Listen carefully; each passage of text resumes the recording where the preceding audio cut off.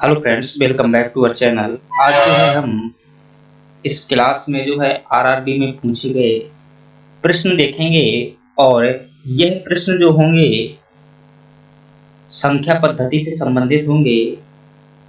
जैसा कि हर टॉपिक के जो है प्रश्न हरवाने के लिए ये क्लास जो मैं शुरुआत कर रहा हूँ और इसमें जो भी हर टॉपिक से प्रश्न पूछे गए हैं रेलवे संबंधी प्रश्न उनका अध्ययन करेंगे। चलिए क्लास की शुरुआत करते हैं। अभी तक यदि चैनल को सब्सक्राइब नहीं किया हुआ तो चैनल को सब्सक्राइब कर लीजिएगा। चलिए देखते हैं।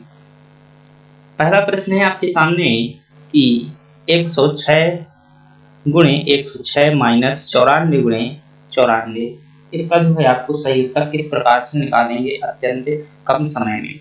अगर आप गौर से देखेंगे तो ये क्या लिखा हुआ है, इन दोनों को गुणा करेंगे तो 106 का वर्ग निकल करके आएगा और इनका गुणा करेंगे तो ये निकल करके आएगा 94 का वर्ग। तो हम इसे ऐसा भी सूत्र के रूप में अगर आप जानते हैं कि a का वर्ग, ये क्या हो गया a का वर्ग माइनस ये क्या हो गया b का वर्ग हो गया, और इनके बराबर दोस्तों सूत्र क्या होता है, a का वर्ग माइनस b का वर्ग बराबर होता है एक बार प्लस में a प्लस b और एक बार माइनस में।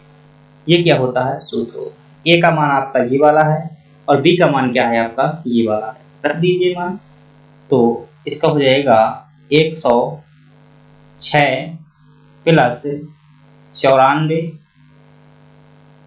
और इसमें मान रखेंगे तो 106 माइनस 94। आगे से सॉल्व करेंगे तो 106 और 94 कितने हो जाएंगे, ये हो जाएंगे आपके 200 गुणे ये जो है कितना हो जाएगा 106 में 94 चले जाएंगे, कितना बचेगा आपका 6 6 12 बचेगा, और जब इसका गुणा करेंगे तो कितना आ जाएगा 2400 जो है आपका आंसर आ जाएगा। तो ये क्या हो जाएगा दोस्तों, सही जवाब हो जाएगा। आपको सूत्र यदि पता है तो बहुत ही आसानी तरीके से इसे हल कर सकते हैं। वैसे आपको अगर गुणा करेंगे तो काफी ज्यादा समय लगेगा। चलिए दूसरा प्रश्न देखते हैं, और दूसरा प्रश्न है कि सबसे छोटी अभाज्य संख्या कौन सी है। दोस्तों यह प्रश्न भी आपका रेलवे परीक्षा 2006 में पूछा गया है, और सबसे छोटी अभाज्य संख्या कौन है, मुझे लगता है ये सभी को पता होगा, ये आपका 2 है सबसे छोटी अभाज्य संख्या। ये प्रश्न भी हो गया। चलिए अगला देखते हैं कि भाग की एक क्रिया में भागफल 403 भाजक 100 तथा शेषफल 58 है, इसका भाज्य क्या होगा। दोस्तों अगर आप नहीं जानते हैं तो मैं बता देता हूं, यदि जानते हैं तो एक बार और देख लीजिएगा कि ये जैसे हम भाग करते हैं तो यहाँ पर क्या होता है भाजक होता है, यहाँ पर क्या होता है भाज्य होता है, यहाँ पर क्या होता है भागफल होता है, और यहाँ पर क्या होता है शेषफल होता है। दोस्तों यदि भाजक और भागफल का गुणा कर दिया जाए तो हमें क्या प्राप्त हो जाएगा, हमें भाज्य प्राप्त हो जाएगा, साथ में शेषफल जोड़ना होगा। यही कह रहा है प्रश्न कि भाग की एक क्रिया में हमारे पास क्या दिया हुआ है, भागफल दिया हुआ है, भागफल 403 है, भाजक जो है 100 है, शेषफल जो है 98 है। यानी कि इस प्रकार से है, इस प्रकार से भागफल 403 दिया हुआ है और शेषफल जो है आपका 58 दिया हुआ है। यहाँ ज्ञात करना है ये क्या आएगा, तो इनका और इनका क्या कर देंगे गुणा कर देंगे। तो आपका भाज्य बराबर होता है, हमें भाज्य अगर ज्ञात करना हो, भाजक गुणा भागफल प्लस शेषफल, तो क्या निकल आएगा हमारा भाजक निकल आएगा, तो भाज्य निकल आएगा। भाजक कितना दिया हुआ है, भाजक है आपका 100, भागफल कितना है 403 है, प्लस शेषफल कितना है 58 है। तो ये हो जाएगा आपका दोस्तों सिंपल सा गुणा है, 403 जीरो का त्यों लिख देंगे और डबल जीरो आ जाएंगे, प्लस में यहाँ पर क्या हो जाएगा 58 हो जाएगा। तो 40,358 जो है आपका क्या हो जाएगा, इसका आंसर हो जाएगा। क्या आपको ये चीजें समझ में आई हैं? यदि आई हैं बहुत अच्छी बात है। चलिए अगला प्रश्न देखते हैं, और अगला प्रश्न है कि 37 से 35 से स्टार 1 में स्टार का न्यूनतम मान क्या होगा जिससे प्राप्त संख्या 9 से पूर्णतः विभाजित हो जाए। दोस्तों ये सीधा सा प्रश्न है, 9 के विभाज्यता नियम से है, विभाजित नियम से है। अगर आपने विभाज्यता के नियम नहीं देखे हुए हैं तो मेरी क्लासों में देखिएगा, बेसिक मैथ में, वहां पर आपको मिल जाएगा, वहां से आप जो है सभी के विभाज्यता के नियम देख सकते हैं। दोस्तों 9 से विभाजित करना है तो 9 के नियम क्या होता है, 9 का नियम क्या होता है कि जिस संख्या को विभाजित करना है उनके अंकों का योग जो है क्या होना चाहिए, अंकों का योग जो है 9 से विभाजित हो, 9 से विभाजित हो, ये कहता है 9 का नियम।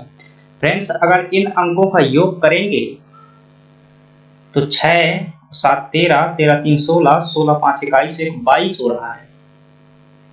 क्या हो रहा है, योग कितना हो रहा है, 22 हो रहा है। और 9 से या तो 9 का 9 तो 18 विभाजित है 9 से, एक तो 9 से 9 विभाजित है, 18 विभाजित है और 27 विभाजित है। तो यहाँ पर कितना हो रहा है, 22 इनका योग हो रहा है। इस स्थान पर कोई ऐसा अंक आ जाए, ऐसा अंक हम देखेंगे कि जो इनमें से आ जाए, तो ये तो नहीं आ सकती भाई क्योंकि ये तो कम है, यही इसे लाना है। तो 22 में क्या करेंगे, 5 ऐड कर देंगे तो क्या हो जाएगा, 27 से हो जाएगा। 27 जो है 9 से पूर्णतः क्या है, विभाजित है। तो इस स्थान पर हमें कितना रखना होगा, 5 रखना होगा। तो आपका सही जवाब क्या हो जाएगा, आंसर जो होगा 5 होगा, कि स्टार के स्थान पर क्या आएगा, 5 आएगा। इसमें फ्रेंड जो है ऑप्शन से भी गैस कर सकते हैं, जैसे कि इसके अगर ऑप्शन की मैं बात करूं, कौन कौन से ऑप्शन दिए हुए हैं, तो इसमें ऑप्शन है आपके पास में 1 है, 4 है, 5 है, 7 है। तो प्रत्येक ऑप्शन को भी रखकर देख सकते हैं। वैसे अगर नियम आपको पता है कोई जरूरत नहीं है, ऐसा आपको योग बनाना है कि वो 9 से क्या हो जाए, विभाजित हो जाए, और वो संख्या ऑप्शन में भी दी होनी चाहिए। ऐसा नहीं कि भाई कुछ भी लिख दें ऑप्शन में वो ना दी हो, तो ऑप्शन के आधार पर आपको क्या करना है, सही करना है। यहाँ पर क्या आ जाएगा, 5 आ जाएगा। चलिए अगला प्रश्न की बात करते हैं, और अगला प्रश्न है कि 1y 3y 6 पूर्णतः 11 से विभक्त हो तो y का मान क्या होगा। दोस्तों गेरा का नियम क्या कहता है, गेरा का नियम होता है कि गेरा का नियम क्या कहता है दोस्तों, विभाज्यता का नियम, ये आपको याद होना चाहिए। गेरा के विभाज्यता का नियम क्या कहता है कि जैसे यहां से शुरू करें इकाई अंक से, सम तथा विषम स्थानों के अंकों का योग शून्य हो या 11 से विभाज्य हो। जैसे यहां से चलेंगे तो ये क्या हो जाएगा भाई, विषम स्थान हो जाएगा। तो इसके बाद ये देखेंगे, इसके बाद 3 देखेंगे और इसके बाद ये देखेंगे। अगर इनका योग यानी कि विषम स्थानों का योग और सम स्थान कौन से हैं, ये हैं। सम और विषम स्थानों के अंकों का योग या तो शून्य हो या तो 11 से विभाज्य हो, तो वह संख्या क्या होगी, 11 से विभाजित होगी, यह नियम कहता है। अब यहाँ पर इसे कैसे अप्लाई करेंगे, इतना लिखा हुआ है तो इनका योग तो हम कर लेंगे भाई, विषम स्थानों का योग करें तो 6 3 9 2 11 हो रहा है, लेकिन इनका योग कितना होना चाहिए भाई, 11 होना चाहिए। क्या होना चाहिए, 11 जो है इनका योग होना, 6 3 9 1 10 हो रहा है, इनके अंकों का योग कितना हो रहा है।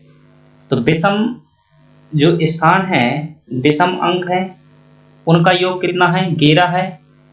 तो सम जो अंक होंगे, सम स्थानों का जो सम अंक होंगे, उनका योग कितना होना चाहिए, 11 ही होना चाहिए, 11 ही होना चाहिए। अब बताओ सम स्थान कौन से हैं, 2 y हैं।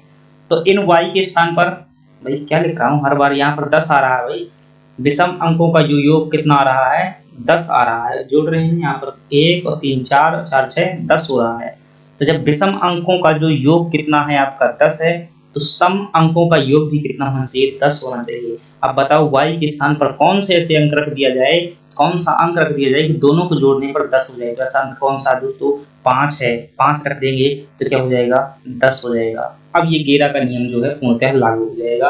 अगर यहाँ पर हम 5 लिख दें दोनों जगह, तो 1 y की जगह पर क्या हो जाएगा 5, और फिर 3, फिर y की जगह पर 5, और फिर 6। अब इस संख्या को अगर 11 से काटें तो कट सकता है, वैसे मैं प्रैक्टिकल करने के लिए बता रहा हूँ। 5 वहाँ है, उसका सही उत्तर क्या हो जाएगा 5, इसका जो है दोस्तों आंसर हो जाएगा। मुझे कैसे पता चला, मैंने विषम स्थानों के अंकों का योग किया, 10 निकल करके आया। सम स्थानों के अंकों का योग भी क्या होना चाहिए, सम होना चाहिए। क्योंकि प्रश्न में एक ही अंक है, मतलब एक ही अंक में उत्तर देना है, तो सेम अंक आएगा यहाँ पर 5 5 हो जाएगा 10।